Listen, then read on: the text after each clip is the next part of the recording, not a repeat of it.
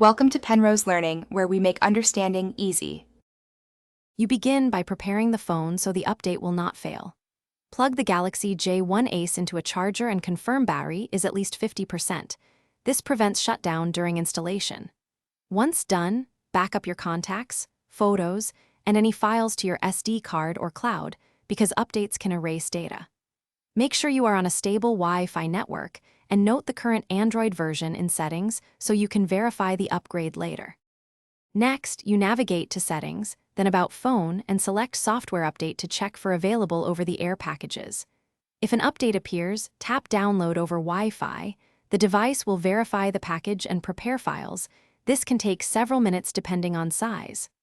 Once the download completes, tap Install. Your phone will reboot into the installer and apply the update. During this process, the screen shows progress. Do not interrupt power or remove After the installer finishes, your phone reboots and optimizes apps.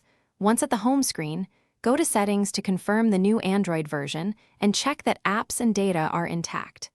If the device gets stuck or boots repeatedly, make sure first to boot into recovery mode and wipe the cache partition to remove old files that block startup.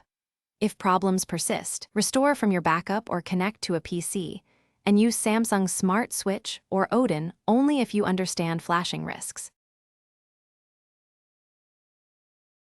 Thanks for watching. If this was helpful, leave a like and consider subscribing. See you next time.